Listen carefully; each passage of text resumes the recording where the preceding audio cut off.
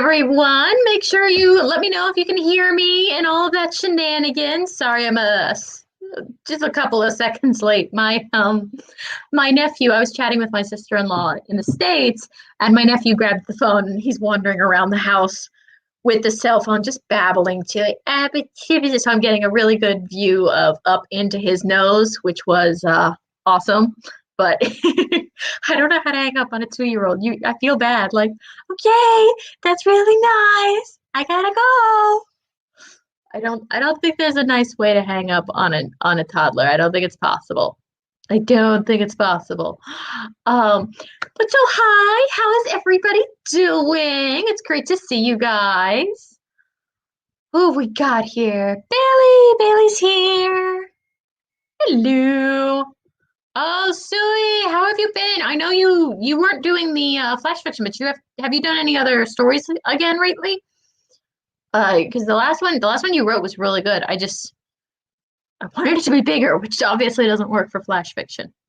Oh, and yeah, I am trying to find a solution to the fact that there's so much glare coming in from the outside, but I don't have a solution for it yet. So we'll see how all of that goes. We'll see how that goes.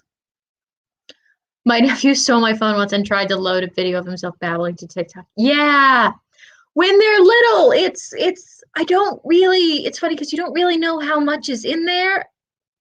Like, what's a nice way of saying this? Like, on the one hand, he can work the remote perfectly.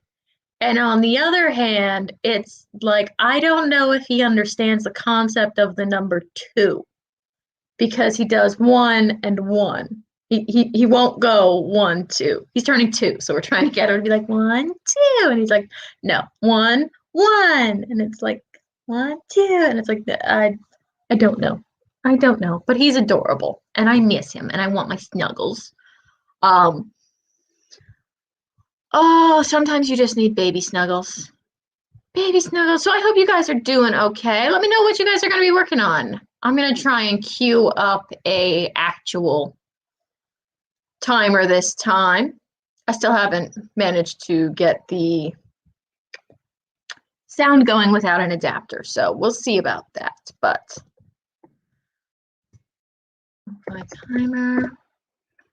I know that I, for one, I'm going to try and keep going with this whole productive self-care thing. So that's something that I just kind of want you guys to like keep in mind is that whatever you're working on today, like let me know what you're working on, but also try and think of something that not just specific to the project you're on now, but just in general.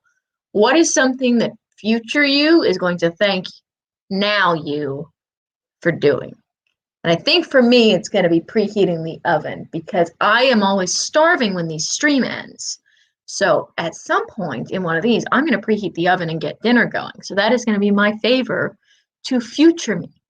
And future me will really appreciate it because I'm always hungry. I wrote a piece of rhyming flesh this morning on a live stream. Brain is goo. I feel the brain goo problem. I've been trying to draft an email all morning and it's not. I don't know how to. It's a professional email, so I don't want to like be whiny, but at the same time, I do not currently have the resources or equipment that I need to do what needs to be done, and I need to find an eloquent way to phrase that. I can never rhyme. I mean, I write kids' books, but they don't. The one that rhymes does not rhyme well. Let's put it that way. And the camera properties. Huh. That's possible. Hang on. Now I'm just learning about. Oh, no. I can't do that while I'm in StreamYard. It won't let me. But that is a good tip. I have a YouTube, but I don't understand cameras, which explains quite a few of my YouTube videos. So I will just be really washed out for right now, but I will try and figure that out later. Oh, work projects are taking 16 hours a day, 17. Oh, that's a lot. I can't do that consistently. My brain works best in 2 to 3 hour sprints, and then after that, I need like a couple hours break. So I've been trying to, on days when I'm not going into the lab, I still try and sort of be up by 9, and then I'll work until 11, and I'll have lunch, and then usually by like 2-ish, I'm ready to get going again. Hence this stream. So, uh, but yeah, those are long days. Make sure you're taking care of yourself, okay? Because that can add up real quick, real quick.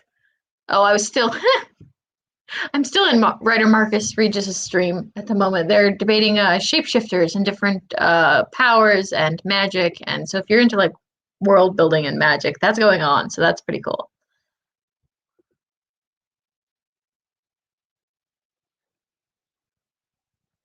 Ooh, Prince Charming fall to his death from Rapunzel's tower. Yeah, I like dark, creepy versions of fairy tales. Not always. Some of them are just creep for creep factor, but those, God, what were they? Like the Are You Afraid of the Dark kind of episodes from the TV series, they make phenomenal short stories if you ever get a chance to read any of them. Those kinds of short stories that just make you tense up, that I like. Everything brain powery first thing in the morning. By lunch, I can't words. Yeah, thankfully, a lot of my stuff isn't words, but I I always try. I do really well with writing in the morning, but my problem is if I start writing on a fiction project in the morning, I won't stop. And then it's 2 in the afternoon and I've got nothing done for school. Ooh, mega deadline. Okay. All right. Well, just take care of yourself. Okay? There's a new Are You Afraid of the Dark? Oh, CBS. I don't know if I can get CBS here. Wait. I think I need a VPN to access CBS. I can't get BBC One either. Sooner or later, I will get a VPN. But okay, we are off topic. So far down the rabbit hole. Well, we don't have a topic, so we can't be off it. But we were going to try to get things done. That was the plan. So I'm going to pull up a timer.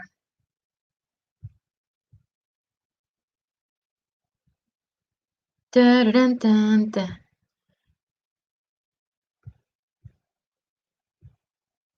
Aha! There we go.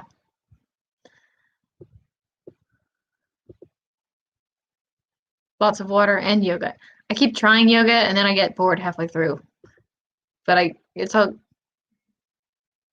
yeah, CBS All Access Online, right? But some of the individual not Netflix, some of the individual TV like broadcast companies from the US, I can't access here in Sweden. So I have to double check if that's one of the ones that I can access or if I have to find a VPN. All right. So speaking of yoga and water, make sure you stretch. Get a drink of water. Keep in mind something to do for yourself for later, for future you know, something kind for you. Or get coffee. But remember to save as you go, deep breaths, and I will see you guys on the other side.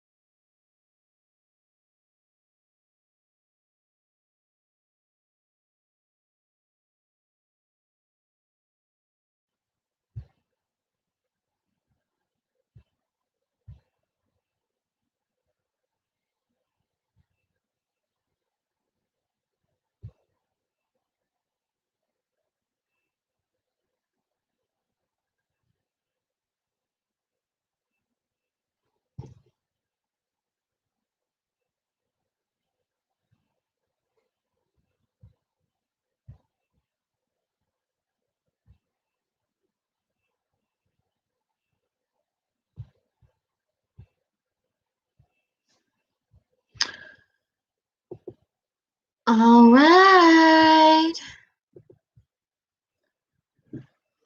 That's it. That was a fast one. That one went by pretty quick. How did everybody do? I wrote out a to-do list for myself, or started to write out a to-do list. I managed to get a cup of coffee. And what I want to tell you is that I got stuff done. What actually happened was that I started Googling women in science for a Tailwind post for Instagram for Black History Month and Women in Science and all that. And then I somehow ended back up in writer Marcus Regis's chat discussing the potential powers and drawbacks of shape-shifting. And yeah. So I started off well, and then I went completely sideways. But that happens. It happens. We don't beat ourselves up over it. We let it happen. And then time comes and we just refocus. It's all fine. Oh, Mama Ward is here. Hello, Mama Ward. How are you? I hope today is a good day. I know it's still probably pretty darn cold where you are, but I'm hoping today is a good day. No migraines, no mean brain powers. If I redid the outline to my current work in progress to account for all the changes I've made over the past month, it would probably help me stay a little more focused. Oh, ask me if my lazy butt's gonna do it. I have had that problem where a story shifts halfway through because of the way I outline.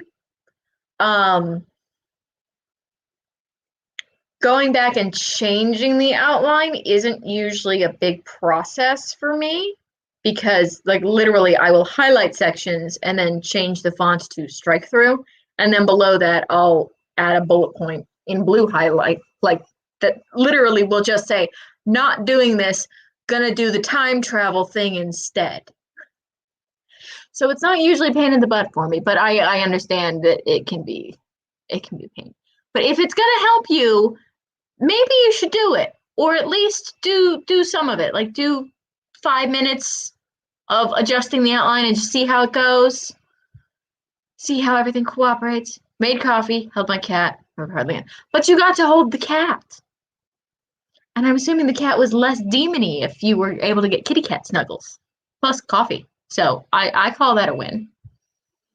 I got sucked into a Twitter challenge and spent 10 minutes browsing. I can't say that. Tueta Matoshi gowns that match my work in progress. I'm assuming that's Japanese? Maybe? Southeast Asian? I always feel bad when I say something's Japanese because it's like there's a lot of countries in that bit of the world and I don't know them well enough to be able to tell them apart. The only ones that I know are China and Japan. I know that the Philippines are there. But like with most people who went through the American education system, even though I can list all 50 states and their capitals, I can't find most other countries on a map. Working on that. I got coffee and a donut, so yay, caffeine and sugar. Yeah, that magical combination. That magical combination. I am still really curious about that gown, though. Let me know what that gown is and where in the world it's from and how that relates to your work in progress. I'm assuming this work in progress takes place in that part of the world, but it may not. It may not. For your classes, it's fine. Don't worry. We're all just chilling. I'm not actually taking classes at the moment. So, because I'm a grad student, for those of you, I don't know how many people here have done grad school or not. Part of grad school is classes and part of it is your research project. And I'm doing just research project right now. So I actually don't have classes. I just am insane and am assigning myself, like I'm not taking a class, but I've decided to teach myself how to like program in R. Not for a grade, but because it's something I need to know how to do. So self-education, I guess. I'm a big fan of self-education. If there's something in your way and you need to figure it out in order to get further, you just figure it out. You don't necessarily need a class to do it. Although I would really like it if I could get credit for the amount of work I'm putting in.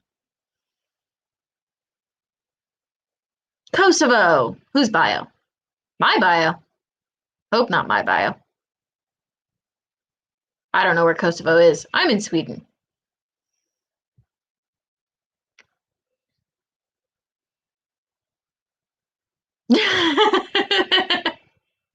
Down the bottom, to the right, Big Island, Australia.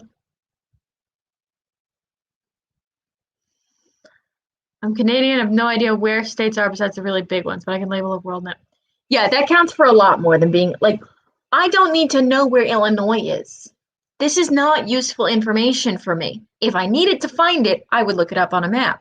But Illinois does not play a particularly important role in the global shenanigans of our existence. So I don't need to know that. And yet I do. But I don't know where Kosovo or the Philippines are.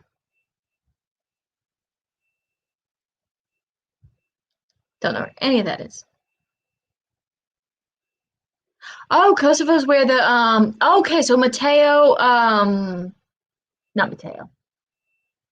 The name that I can't say, so that's the name of a designer. Okay. Very cool.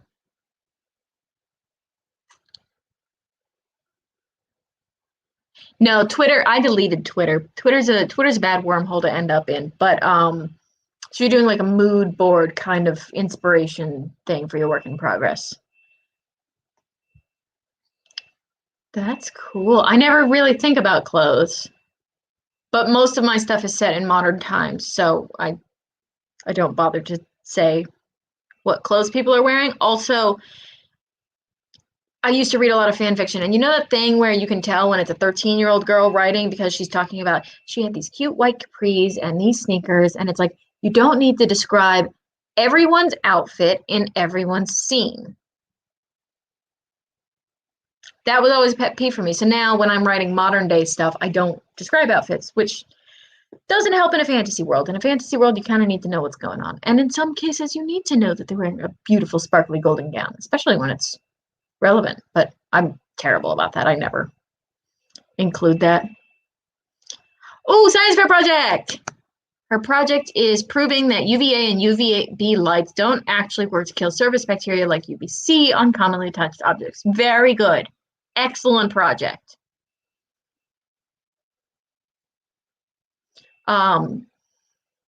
It's funny, one of the girls I nanny, well, one of them, it's her birthday today. So on the off chance she's watching, hi H! Happy birthday!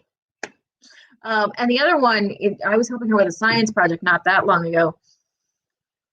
And one of the things that I always made sure to point out, or that I try to stress, is that science is just the art of asking why in a way that sounds like you have authority. For example, if you want to understand the relative efficacy of chemical leavening agents against a glucose and carbohydrate infrastructure, that sounds cool. Which works better, baking soda or baking powder, doesn't sound as authoritative. So the art of science is asking why in such a way that people believe that you're asking a real question. Because that is a real question. Does baking soda or baking powder work better? As it turns out, you need both most of the time because of the ratio of cream of tartar to whatever. It's a science thing. Geography and I are not friends. No, geography's mean. Saskatchewan. Saskatchewan. That's like Florida. Half of the Now I'm going to be questioning how to spell this. Saskatchewan. Saskatchewan. That, yeah, I can't say it. But a lot of things in Florida are named after Native American names, like Okeechobee and Okeechobee. I can't think of anything else right now. My brain just went flat. But there's a whole section of my old neighborhood that had streets that were Native American names. Uber drivers got really annoyed. Yeah, agar doesn't smell great. Oh, that's another fun science experiment, by the way. You can modify agar solutions to create a medium that affects bacterial growth. For the non-sciencey people out there, that means you can put different bits in with your gel when you make your Petri dishes, and it'll make different things grow. One fun thing to add is orange juice, because then are you killing things because you're adding citric acid? Or are you growing things because you're adding glucose? Plus, all you got to do is like buy a bag of agar off the internet. Like you can get it at Whole Foods if you want. I fully believe that science uses big words to sound smart. Source, I do medicine. Yes. Yes. That's pretty much the secret for most higher fields is that they use big, complicated words to make themselves sound like they have more authority. There is actually a reason for it. It's for specificity and so that you don't, because if I say like, don't forget to add the goo or don't forget to add the blood serum to your media, like, okay, those aren't too hard words. You know, if you're in like 9th grade science, you can figure it out. All right, blood serum. But NHS 37 is non-activated human serum 37. I don't know what the 37 is for. That could be the blood donor. But that's what I'm supposed to add to my medium. I forgot to filter it last week, which gave me a heart attack. But anyways, it's the same kind of thing. Same thing on Rhode Island. Lots of Native Americans. Lots of Native American names for cities like Narragansett, Narragansett. I'm butchering that. Sugar! God, I want sugar.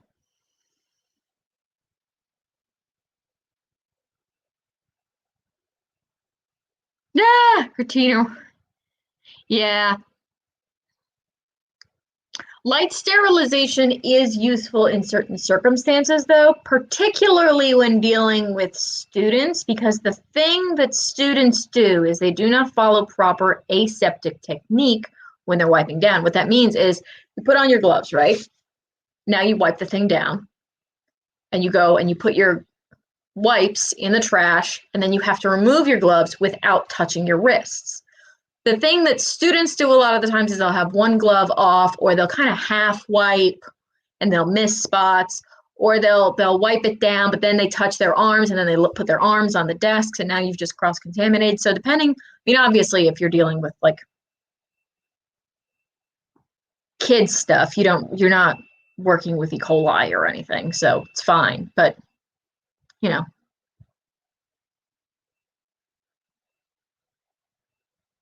Wait, what? Had blood and grow vampires. To the petri dishes?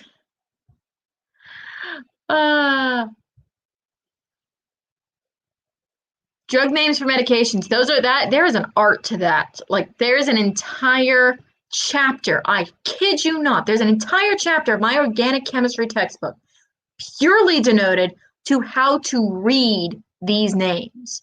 Also how to write them. Because you have to do it in a very specific order. Like based on where the molecules are. Otherwise it's a completely different thing. It's very frustrating. I can't do it. Well, I could at the time. I can't remember it now. It's because Latin and also Latin and my brain is bigger than yours. Yes. Basically. Basically Latin and my brain is bigger than yours. But yeah, no, a lot of the stuff we use is also in the lab. I found out that a lot of the terms we use are not official. They're sort of slang. And then sometimes that slang becomes the technical jargon. I spent 5 minutes in a meeting wondering what an MOI was. Multiplicity of infection. How many germs per cell are you adding? Like if you have 5 cells, do you add 10 germs? That's a MOI of 2 because you have twice as many germs as cells. It's not, yeah. But they wanted to go with MOI. The one the teacher wants doesn't have enough UVC concentration to work. Oh, she's trying to kill COVID with the lights? No.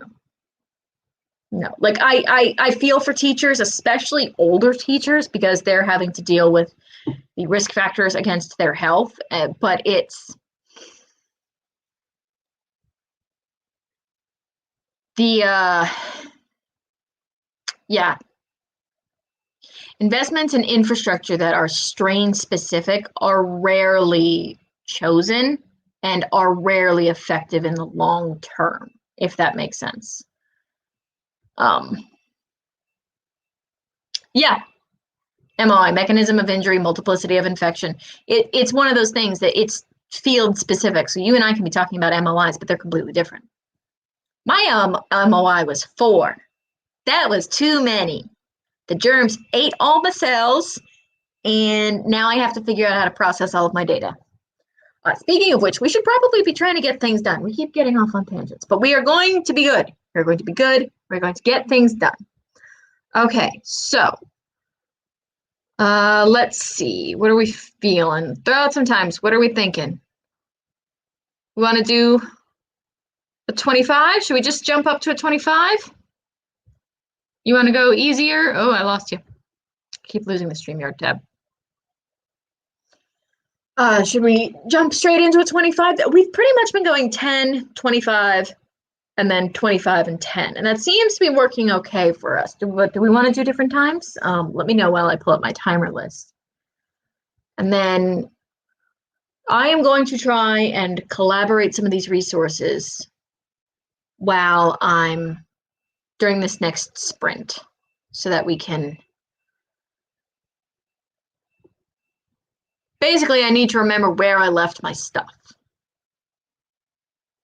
Oh, I found a new timer. It's adorable. We're gonna try it. We're gonna try it. This is gonna be so cute. Anyways, okay. Bailey says 20 minutes. And also, science tangents are fine. We're all nerds here. Or at least if you weren't a nerd when you got here, you will be by the time you leave. But okay, so let's try and get some more shenanigans done. I am going to gather my kindling. It's it's actually a phrase I stole from somewhere that I don't feel comfortable discussing on the internet, but I have used in academic settings. Gather your intellectual kindling upon which you shall build your fire, which basically means just find all the stuff that you're going to use and put it in one place, whether that's a mood board or in my case, it's academic papers because I need to be able to cite my references and I can't remember which one's which at this point. So I'm going to be focusing on gathering my intellectual kindling and then hopefully I'll get that done. That is the hope. Oh, there's an ad. That is the hope. Okay.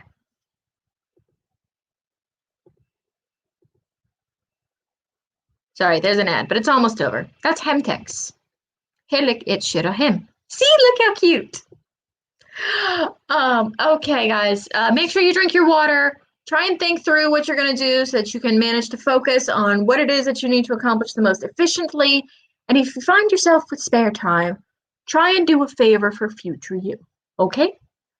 And as always, save as you go, drink water, and I will see you on the other side.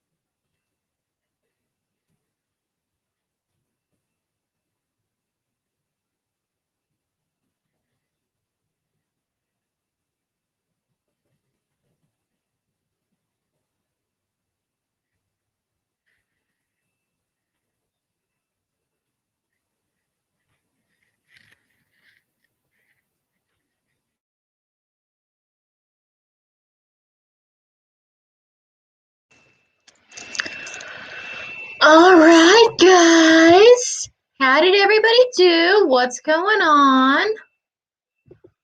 I got really into that, actually. Let me stop sharing. Where do we leave off? Where do we leave off? Who was it? Oh yeah, Bailey asked me to link that timer. I just found that one. I love that. I love that little Among Us one though. And I liked it. It surprised me the first time it boops at like the 5 minute mark, which when you're not expecting it is kind of like, what was that? But then when you are expecting it, it's kind of nice because it helps you to keep track. Although I would imagine that if you had a longer timer, like a 40-minute timer, that wouldn't work as well.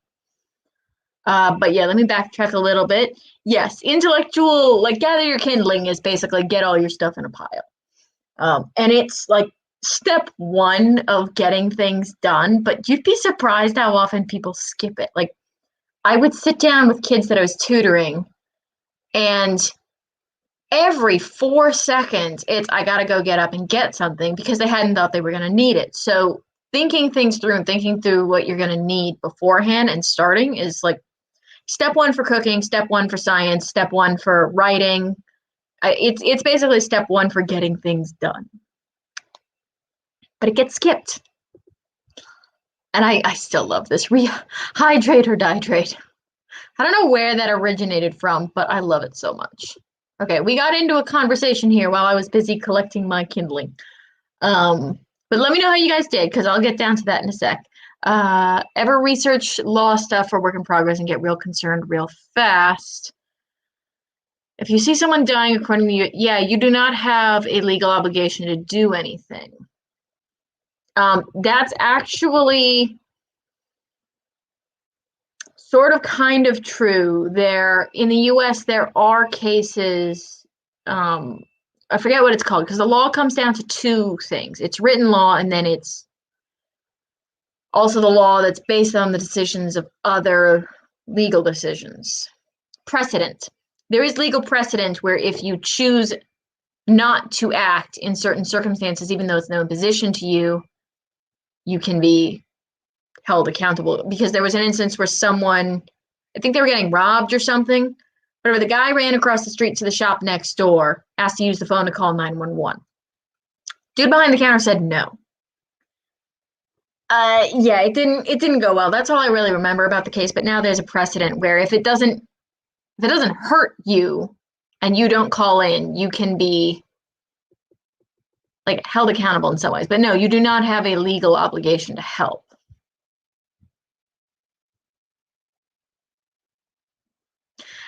No, and see, this is one of those tricky gray areas where like it would be great if everybody would help, but like what if, okay, here, I'm just spitballing. Someone gets hit by a car in the middle of the road and you see them and you think you're going to go help. So you go pull them to the side. But in doing so, you've now aggravated a spinal injury and killed them. Like there are reasons why that's not a law. It would be great if everybody wanted to help, but creating a precedent where you're obligated to help is potentially dangerous. Yeah, it's a little bit of people getting sued, and I think it's just a little bit of like who sits down and thinks of that law, you know? Like because all the laws that are on paper because someone sat down and thought about it or because of precedent. Like it happened and then the law is a reaction to it happening. Like people outlawing Kinder eggs in the US because children were choking on them. Kinder eggs are sold all over the world. The only reason they were outlawed in the US is because parents would hand their kid a Kinder egg and then not pay attention, even though it says not to give to children 2 and under. And yes, if you give your toddler a toy with like a small plastic thing in the middle, they're going to eat it and choke on it. Like that's just how that works. So yeah, the suing has something to do with it, but also there's no precedent for it. The idea of social responsibility and legal responsibility are two very different things. I think that's important to keep in mind. Like, I don't know, it's just a fun thing to play with, but the idea of a social obligation or moral obligation and a legal obligation, they're completely different things. Creating a legal obligation for something like that is problematic. I think Bailey was the one who gave the example of the Suey. Oh, yeah, so if someone's drowning and you try to save them, your odds are, unless you have lifeguard training, and I do have lifeguard training. I grew up in South Florida, so I was a junior lifeguard for several years. So if you don't know what you're doing, you're both going down. Like that's how that works. Same thing with like trying to deal with a trauma victim or something else. I think from what I remember of that case about the precedent is that if it doesn't pose an imposition to you and it is discovered that you did not act, there can be some kind of consequence or something like that. But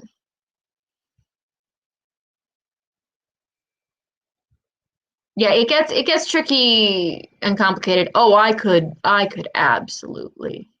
That probably sounds like it makes me a horrible person, but I am very aware of the fact that me jumping into the water is not going to do much. So if there is not anything for me to throw to someone, I'm not getting in that water. I would call for help, but I'm not getting in the country.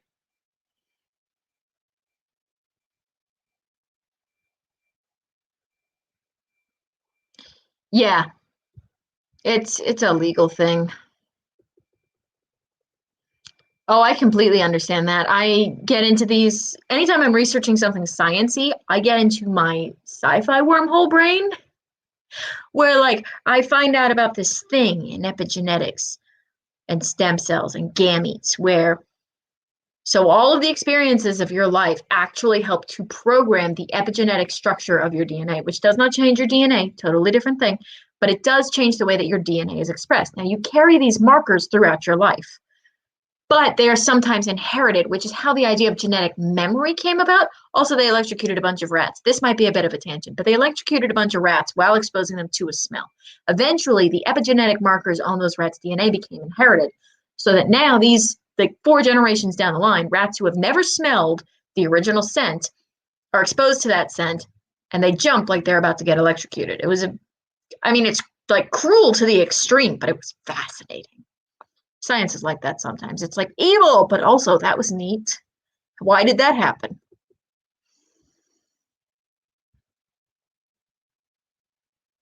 Yeah, yeah, that's like what I was saying. Morality and legality are different, but it's interesting when you put it into stories. I remember the last episode of Seinfeld. That was a cluster. That was funny. I watch way too many old shows. Yeah. Yeah, no, that's what I was just saying. Like the tangents are a byproduct of learning new things and your brain playing with them. If your brain isn't playing with the new things that you found, your brain isn't really registering the new things.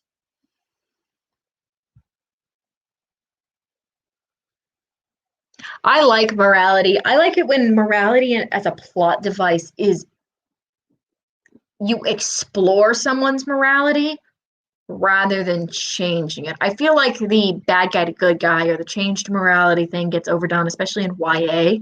But I really like it when you sort of explore someone's morality, especially when they manage to convince you. Like when you have like a bad guy or a semi-bad guy that's got this horrible opinion, and then throughout the story you explain it to it, and then at the end you understand them and you understand their opinion. Like I think that's a really cool thing when it happens in a story. Nah. Yeah, we're all thinking about Seinfeld. Okay.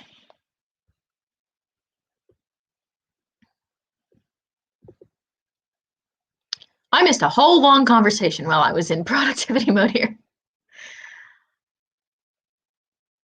Yeah,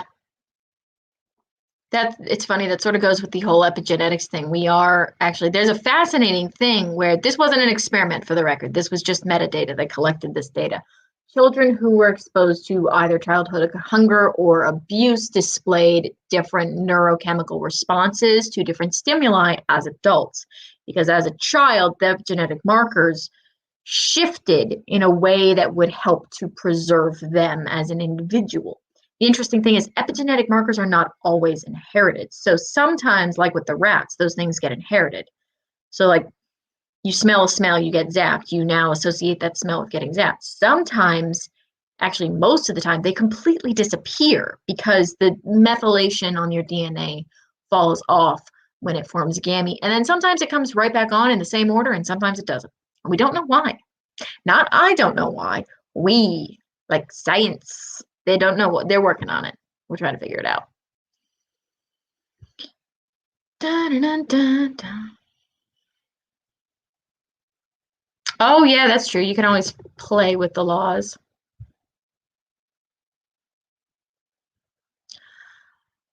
My werewolves are traveling through a tunnel called the Moon's Void under the Ring Lake. Ooh, werewolves.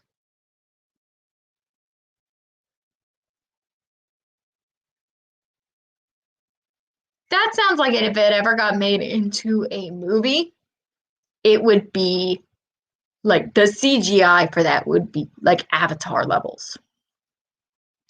That sounds phenomenal. Yeah, there are now.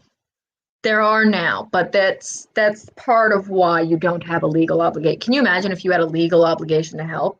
And that's the other thing. Like, what is your definition of help? If you see a child choking on a peanut, or choking, I don't know, a Brussels sprout, and you give them the Heimlich maneuver, like, okay, cool. If you accidentally broke a rib, that's sort of covered under the Good Samaritan law, I would presume. But if you see a parent who's, I don't know, trying to feed their child cupcakes and you believe that children should only eat organic, all natural produce, but you help by knocking the food out of their hands and yelling at the parent, like, see, this is where it gets tricky. So that's why I think legally it's better if we're just like not obligated. Like, mind your business is sort of the modus operandi because it gets tricky. Oh, 100. Yeah, we were getting things done when we started. 163 words. Nicely done. I love productivity. When you hit the zone, it is phenomenal. You can get so much done. And like legitimately, I have just saved myself an hour worth of going, where was that tomorrow? Because I now have everything queued up on tabs and I'm working on saving and tracking things back.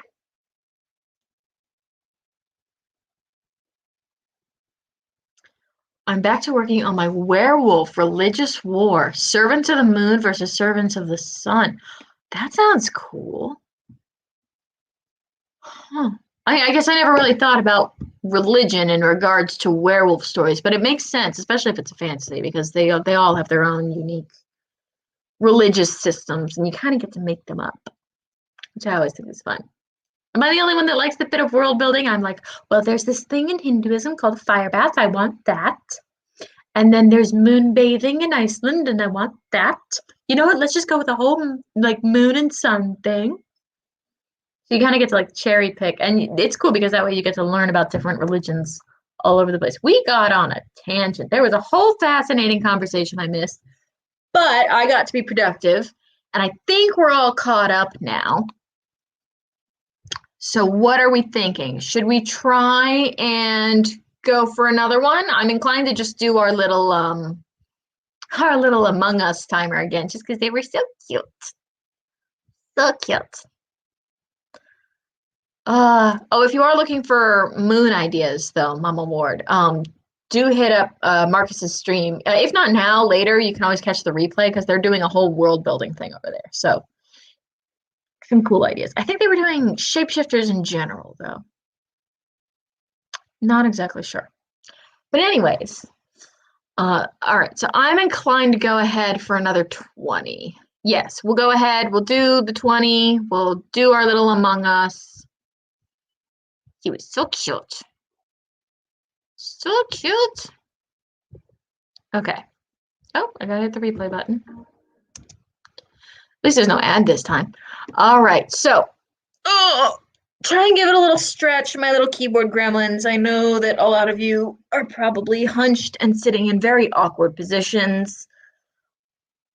So make sure to stretch, drink water. We will do the words, we will get the productivity. Oh, 8,000 words for a world build doc for your book. Okay, yes. More words, more productivity. We will get the things done. Be productive, save as you go, hydrate or dihydrate, and I will see you guys on the other side.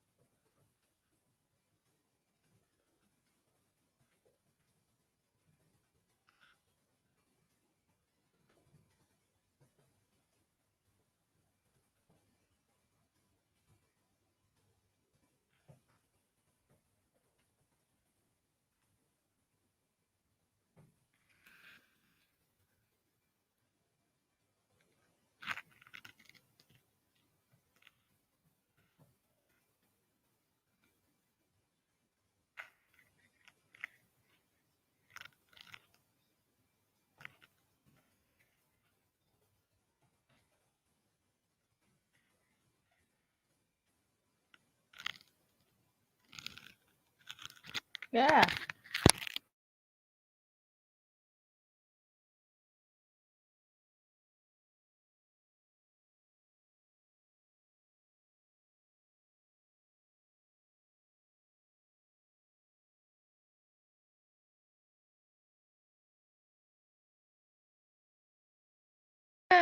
Okay, that ended suddenly. And I can't words right now, apparently, because I'm trying to words and they're not wording. But how did everybody do? Hopefully we got some shenanigans done. And Jabria joined us. Hello, Jabria.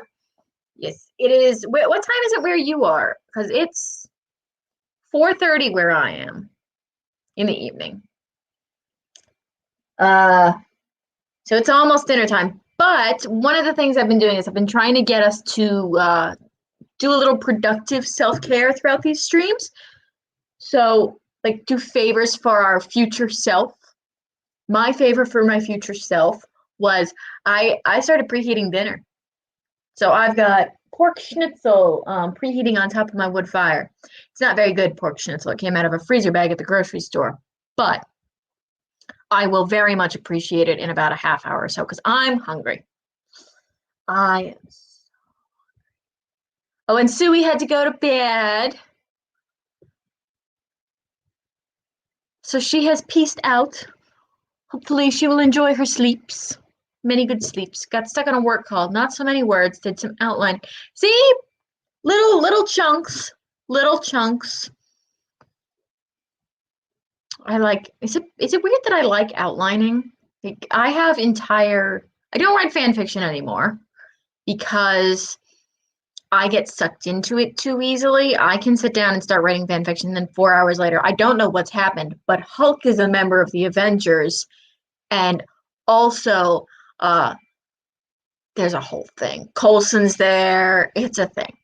And I don't know what happened. And all of a sudden, I'm not productive anymore. But I will outline stories, like in their entirety. I have 7 fully outlined stories for fan fictions just because I need to get the ideas out. But so outlining is good. Everyone saying hello to Jabria. Oh, nicely done. 4:19. That's good. That's good. 10:30 a.m. where you are. Okay, so you're Eastern Standard Time then. It's bad that I have these things memorized. No, it's not weird at all. So you're in the same time zone as Florida, my home state, where it is currently the only place in America that's not freezing. Oh, yay! Bailey's gonna finish her chapter soon. That'll be good. That'll be good. Good. 8:30 a.m. in Colorado. Oh yeah, it's early. It's early. Doing laundry. Need to leave soon. Dog required new bag of food. Oh, you ran out of doggy food? I used to buy the giant bags at Costco, which was hilarious because I had such a small dog, but I didn't want to buy food more than like twice a year. Started dinners. Swedish meatballs! Turkey meatballs. Okay, are you actually making these or are these like IKEA brand? The IKEA brand Swedish meatballs are actually fine.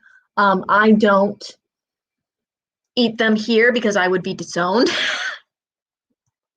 Not by my neighbors. Everyone else I know in Sweden just buys the store brand and then makes them at home. But my dad's like, no.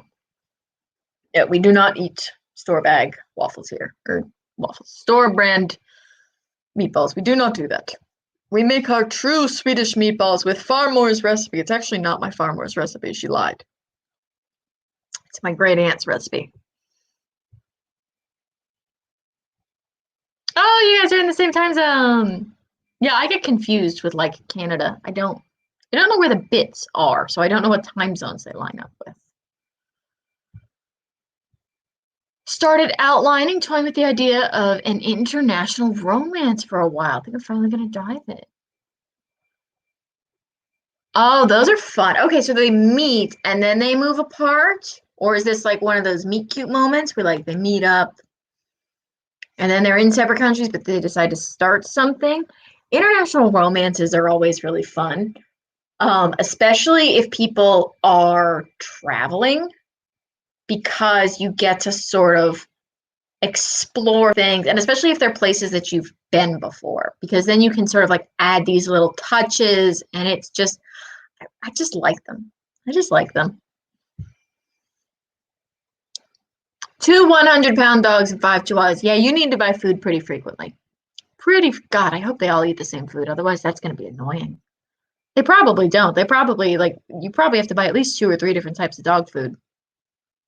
Or maybe you just do what I do. Just be like, you like this one? Okay. Ma'am, that's for large breed dogs. I don't care. He eats it.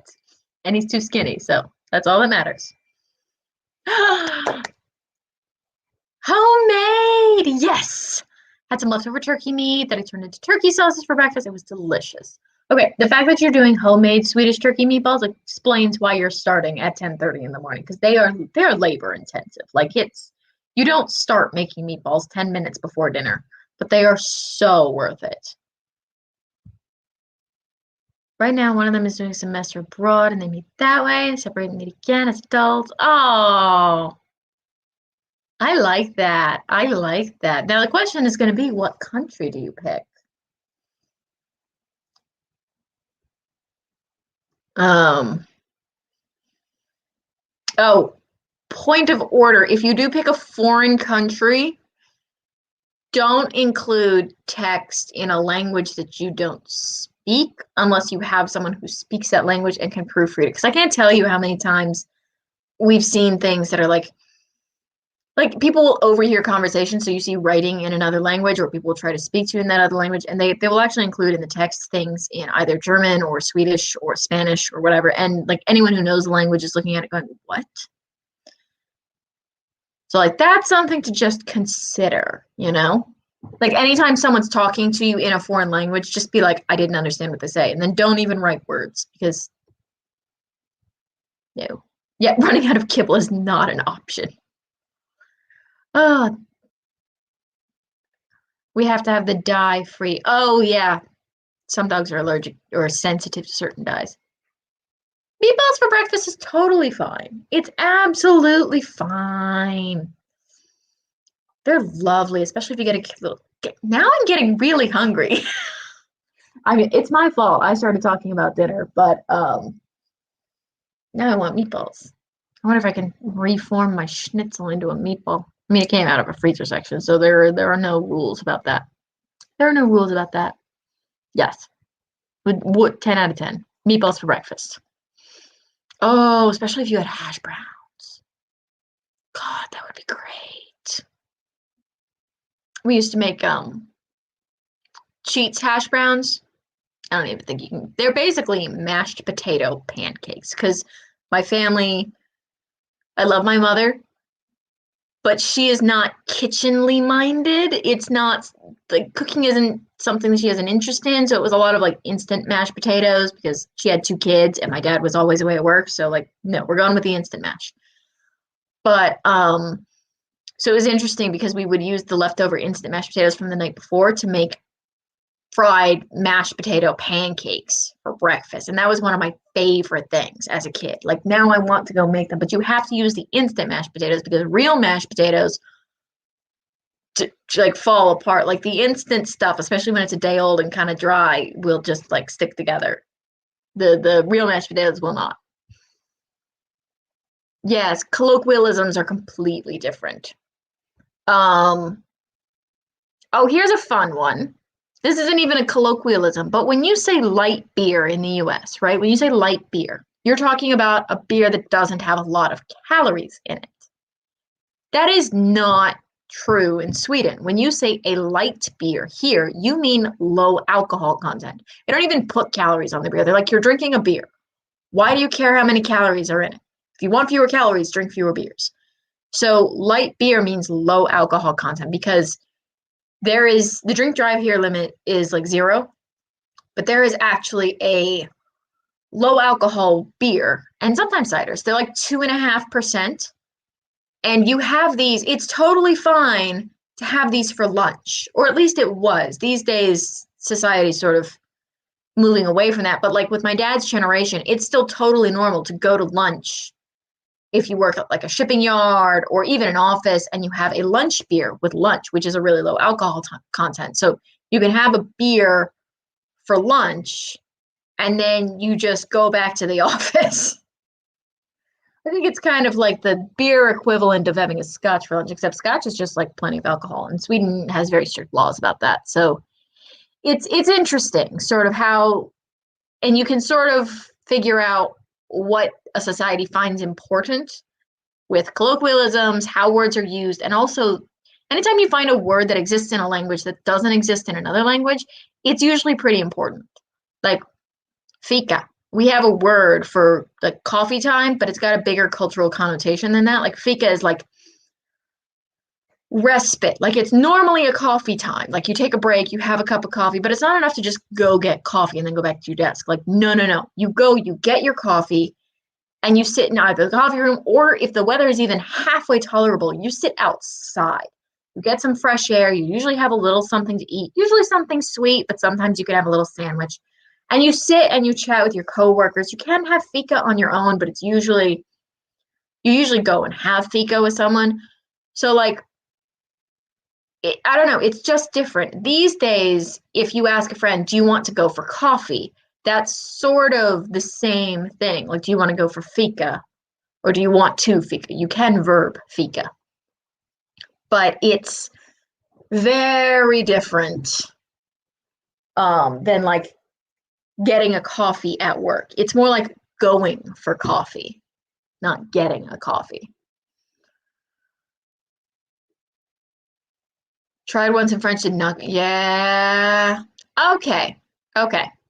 So that'll be fine. You just need to look up some slang. I would recommend if you're doing a US UK relationship, one great thing is you can always, there's a whole bunch of UK study tubers you can check out, and they pick up on how they talk and things they like terms they use, especially because the educational structure is different. So they'll talk about like A levels and stuff. So you can sort of pick things up that way. And that's like a huge resource. There's loads of them. Yeah, no, we all started talking about food. Now everybody's hungry. Light here means paler brew. Oh, like a light beer as opposed to a dark beer. Okay. Yeah. No, we don't do that. Color is just a byproduct of the beer that you get. Green chili means very different thing. Yeah. Oh, here's a funny one. Chili cheese. They sell things in Sweden that are marketed as chili cheese. First of all, they should have these things in the US because they're delicious. Second of all, it's not chili cheese, or at least it's not what an American calls chili cheese. In the States, chili cheese is usually that stuff that you put on hot dogs. You know, it's like chili and cheese, like a chili cheese hot dog or chili cheese fries. It's either a meat or bean based chili and then cheese. So when I saw chili cheese bite, I was like, that sounds gross. Also, why is it neon orange? And it's because it's not chili cheese like I think of chili cheese. It's jalapeno cheddar bites, but they call them chili cheese bites, which for the record is confusing in my brain, but delicious. We got on a food tangent. We got so off track. I think we should try and get we're getting close to the end here, so maybe we should try and just do a quick 10. What do we think? We'll just do a 10, try and wrap up our things, get some last minute stuff done, or at least set ourselves up for whatever we're doing next. And then the other thing is to keep in mind what is something that you can do in these next 10 minutes that you will thank yourself for in the future. In my case, it's dinner. But what is it in your case? Maybe it's swapping the loads on the laundry, or collecting up the resources that you need for your next thing, or finally sending that email that you've been drafting. Like whatever your thing is, just think about that. So we'll do a quick 10 since we're running out of time here.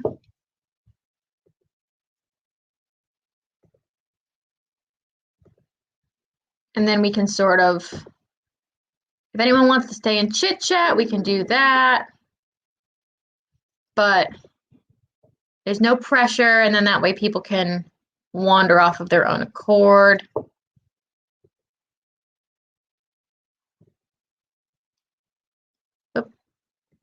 So,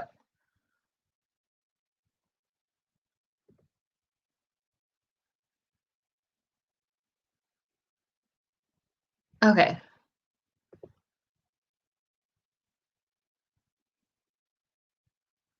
All right, so let's get this thing going. Remember to save as you go.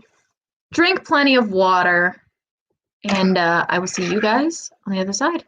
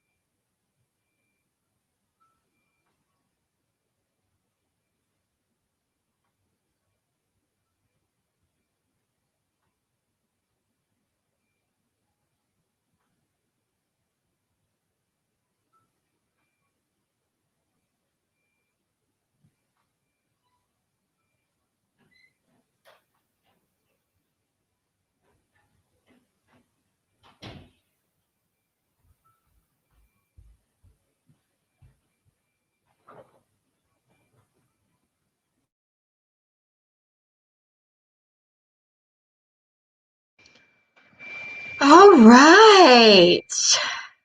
I actually ran off to go double check on dinner, and dinner's almost ready. So I am very excited because it smells delicious in my kitchen right now. I got my pork schnitzel and I got my cheesy cauliflower and broccoli. Kind of doing the keto thing. Not really. Low carb, high fat, whatever.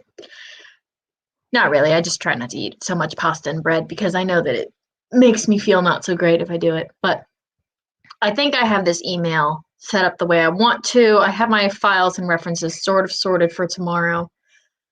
So what I'm going to do is read through this email in a couple of minutes. I always like to let things settle. So I'll probably finish up my resources, have dinner, and then read through this one more time before bed to make sure that it sounds right and that I have all my phrasing correct and all that. And then I can go ahead and send it off. Because the problem that I'm having with my project is that it's too effective. I'm doing a science project where we're doing a immunological assay. Basically, I'm taking macrophages, adding different things to them to see if that changes their epigenetic structure and makes them better at fighting tuberculosis, and then we infect them with tuberculosis and I see what happens. Now, the thing is, there's so many different things that we're testing that I have 120 different combinations of factors. It's kind of like when you go to Subway and it's like you could have wheat bread with turkey and Swiss, or you could have cheese bread with ham and whatever, like all of these different combinations. So there's 120 combinations, each of which was done in duplicate, each of which is having its picture taken twice every 3 hours over the last 7 days. So there's like 3 or 4 terabytes of data, and my computer can't handle that. The computer at the lab can't handle that. So we're having to develop an alternate methodology to try and go through this data, which is a nice problem to have. I have too many results. It's a lot better than having no results, but still. So that's what my email's about. And I'm excited because I think I have a plan. I said that before, and then that plan made my computer crash, which is why I don't do data analysis while I'm streaming with you guys, because you would be talking to me and then my alternative artificial intelligence would just be like, I sense cellular aggregation. I'm going to shut down the computer. And I'm like, don't do that. Checked my meatballs, double checked that the final paper for class is submitted, started twisting my hair. See, that sounds like the ultimate, this sounds like the definition of self-care to me. This is like the ultimate experience of self-care. You're getting things done, you're feeding yourself, you're twisting your hair. Like, that is what I try to do on Sundays. This magical combination of stuff that will help me do better in the week, stuff that takes care of me physically, stuff that takes care of me mentally. Finding that combination is phenomenal.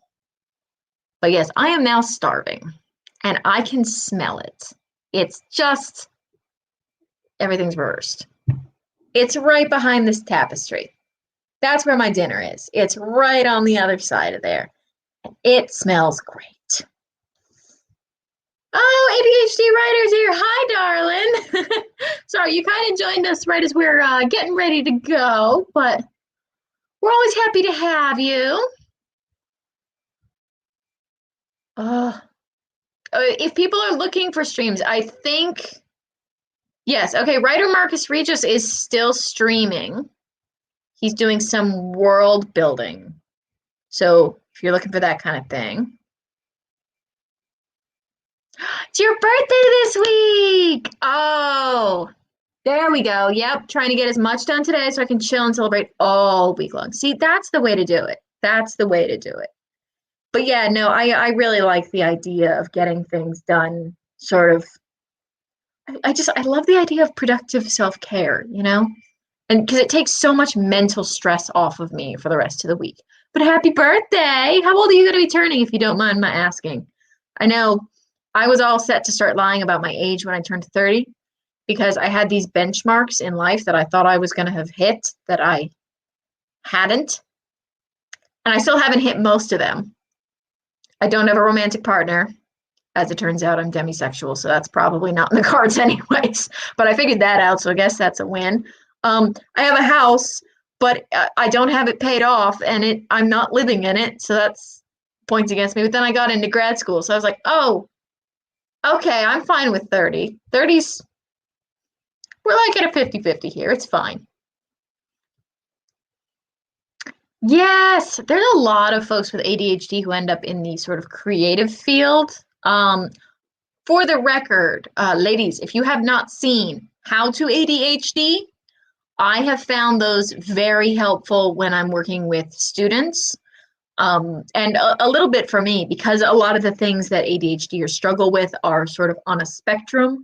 So even if you don't have ADHD, if you struggle with time blocking, or if you struggle with motivational gaps, or different things that are a serious problem with ADHD, but also other people sometimes just struggle with, a lot of that is very helpful. Devin Cutting has a playlist of writerly streams on his channels. Oh, yay. Okay, good. Yeah, there's plenty of like past streams out there. I used to try and hit up the past streams, and I still keep them on as background noise, but I miss the interaction. If I'm just trying to focus, then the playlists are nice. But like, I don't leave my house that much anymore because, plague. But when I do leave my house, I'm talking to a bunch of science nerds in my lab who are like, has anyone seen the non-activated human serum? And it's like, yeah, it's in the deep freeze, -80 underneath the L-glutamine. No, not the L-glutamine. The L-glutamine's in the other freezer. But whatever. Yeah, so you should get a redo for this year. Everyone should just be able to refund this year. I was joking with someone earlier that like I'll be 80 years old and be like, oh yes, I spent a year in Sweden, and someone's gonna be like, great auntie, because I'm probably not having kids. I thought you were in Sweden for 2 years. And it's like, yes, dear, but one of those years was the pandemic, so it doesn't count. Like, really, it doesn't. It does not. So yeah, I say we all just start, and plus that way we can all just start lying about our age a little bit. Like, it'll be fine. Yeah. Here's the other fun thing about lists when you sort of, especially when you're younger and you set up a list for things you want to do, like by the age of 25 or by the age of 30, you don't know jack when you're making that list. Like, can you imagine being 18, stupid little 18-year-olds, little dum-dums, barely in the world, being like, oh yeah, I'm gonna have a house. I'm gonna go to grad school. I'm gonna get a journalism degree, and like, no shade on you if you're gonna get a journalism degree, but then like, that's just not how it goes. It's like, oh yeah, that's cute. I thought that was how the world worked. Like, nope.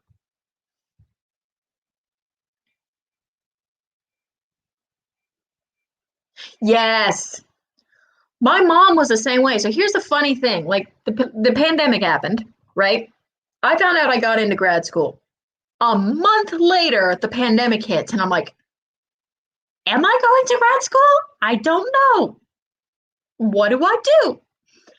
But I got into grad school. I turned 30. My mother retired, partially because of the plague, but also retired. So big milestone. And she turned 70. We were not able to celebrate any of this because circumstance.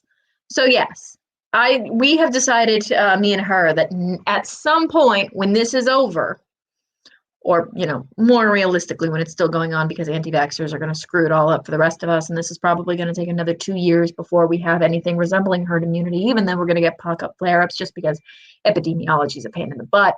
But anyways, when she's vaccinated and I'm vaccinated, we've decided that we are going to go on a trip. We're going to go somewhere. Doesn't have to be far. Could be Cuba. Cuba was on our list of places to go because we're from Florida, so it's like right there, but you couldn't go until recently, and now it's like right there. So maybe Cuba, maybe Jamaica. We did Costa Rica one year. That was cool. And we're just going to celebrate it all at once, like just massive celebration.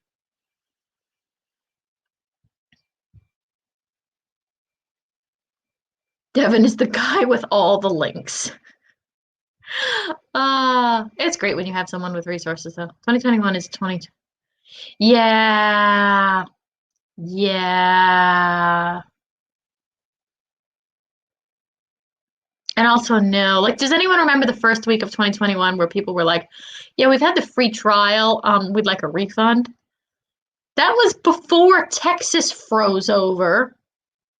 And people are like, global warming's not real because Texas is cold. I'm like, clearly you don't understand meteorology or polar vortex or how the fact that heat from the Amazon, which then heat from Africa then fueled forest fires across the Amazon, which then created soot clouds and then created a shearing factor, which is now swirled into a polar vortex and we're all going to die. Well, probably not soon, but sooner than we should. Yeah. 59 and holding till we have a rave party. And yes, exactly. 16, like best-selling author, married with a house, kids, multiple children. By 26, like, no. I was the same. I figured my first plan was I was going to be a PA, that's a physician's assistant, because I knew that I couldn't afford medical school because I was a realist even then, but I was still delusional. I was a delusional realist. I was like, I'm going to own my own house. Not a townhouse, mind you, a house. I'm going to own my own house. I'm going to have $100,000 in savings. That was like a benchmark for me because I remember this worksheet from when I was a kid and compounding interest. I was like, I need to have at least $100,000 in savings so that I can retire safely. That's still a good goal, but it doesn't happen. And then what else? I was going to be married. Not kids yet, but I was going to start. And yeah, best-selling author was on that list. But that was back when I was writing YA and sci-fi. So that was even before the kids book things. Here's what I wish we would tell 18-year-olds. Stop worrying about what you think you're going to do for the rest of your life because you're wrong. You're just wrong. You don't know yourself well enough yet at 18 to make that decision. And even if you did, the average person changes career paths completely every 10 to 15 years, which means that if you work from the age of 20 to the age of, like, let's say you change careers every 10 years. If you work from the age of 20 to the age of 60, that's 4 different career paths. So instead of putting all this pressure on kids, because 18-year-olds are still kids. They are mature, they are intelligent, they are also still kids. Instead of putting all of this pressure on them to figure out what they're going to do for the rest of their lives, just ask, what do you want to do for the next 10 years? That's it. That's all you need to worry about. And at the end of that 10 years, you'll have a better idea of who you are, what you want to do. You'll have more experience under your belt, probably at least some form of education. And then you can figure out what you want to do for the next 10 years. Like, the world is a weird place. You kind of figure it out as you go along. So putting all this pressure on teenagers to figure out their life path at 18, and really not even at 18, because you start looking at colleges at 16. That's just too much. Yeah, townhouse is nice.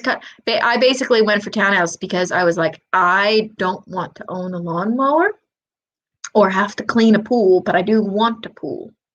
So, townhouse.